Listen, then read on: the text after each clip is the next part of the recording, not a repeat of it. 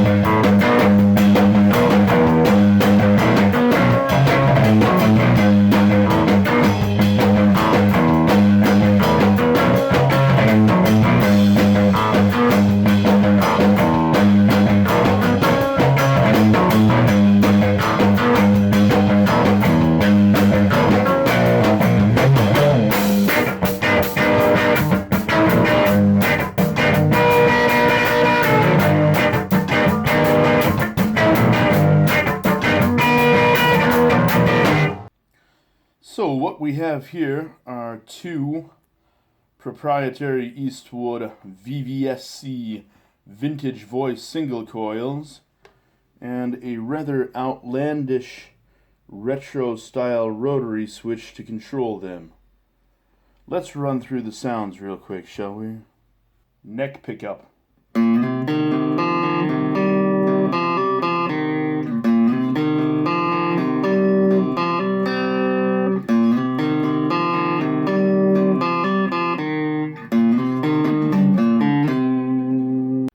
Both pickups.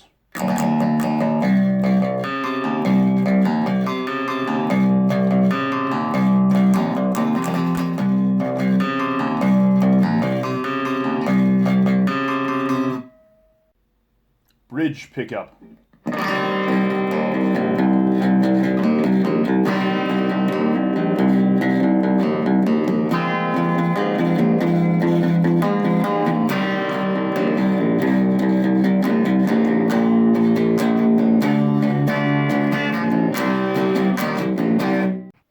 Now, according to online literature, designer Jeff Senn intended this to be a modernized, fully playable homage to early models from Harmony, Stratotone, and Tesco Del Rey. Now, I love all these retro jobbies, but I've never seen a body shape like that from any of these brands. Correct me if I'm wrong. But I will say this. You can tell that neck is definitely inspired by Tesco Del Rey. Now, you can also tell that this guitar was made in China because there is a certain amount of sloppiness around the neck joint area. However, it's purely cosmetic, and you can only really see it from this angle, so like only when you're holding it. But it's worth pointing out that the frets are properly leveled and not sharp at all, which is rare for Chinese guitars, and I've seen a lot of competing models from Fender, which are unacceptably sharp in the frets and shouldn't have left the factory that way.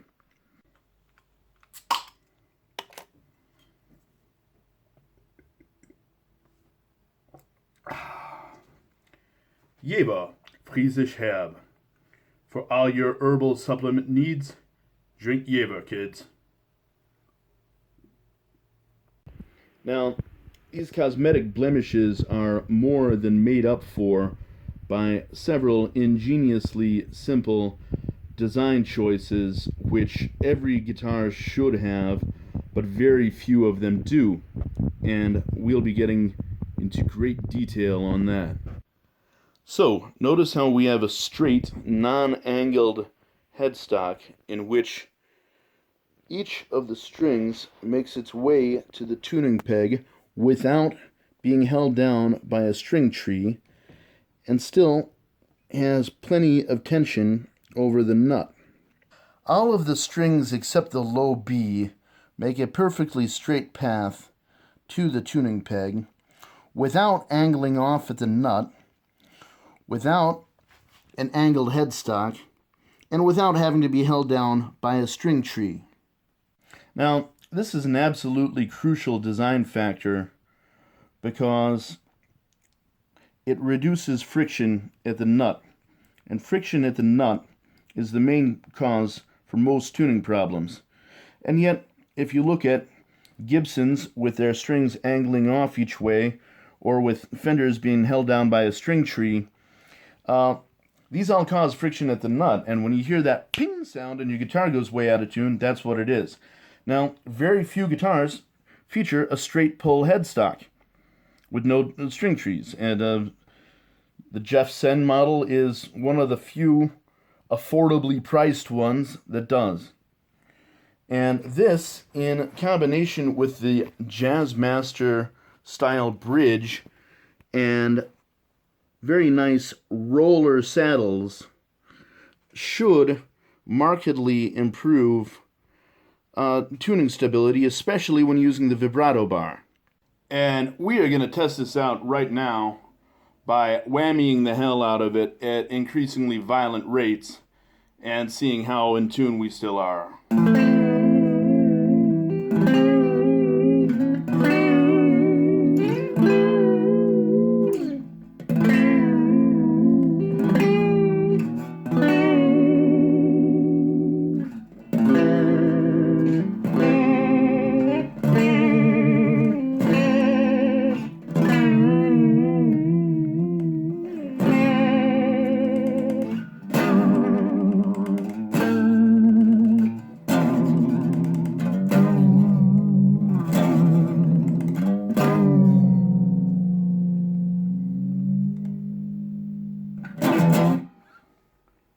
Let's see it, how in tune we are.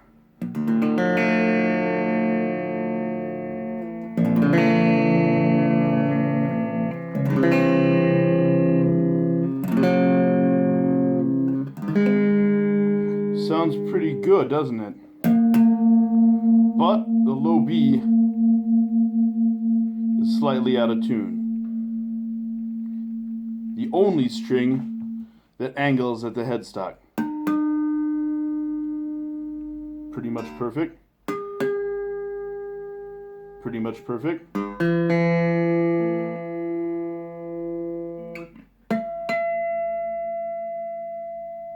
What do you think?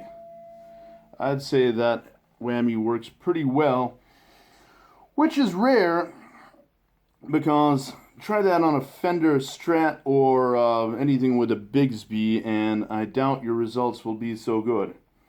It should also be noted that the string angle here is correct enough to put the right tension over the bridge so that your B string won't pop out all of the time. Check this out.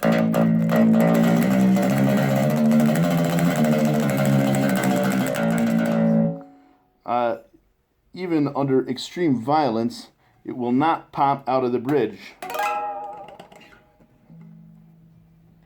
This was a key problem on the regular Fender Jazzmaster, which constantly required modifications, $200 Mastery bridges, Buzz Stops, or Mustang bridges. And the Senn Model 1, with its very nice roller bridge and proper string angle from the tailpiece, requires none of that. So, there you have it, folks. The Senn Model 1 Baritone from Eastwood. An exercise in refined simplicity. Perfectly playable out of the box. And we will be testing it out on the road at our upcoming gig on Saturday in a biker bar. See you around next time Eastwood puts out another baritone.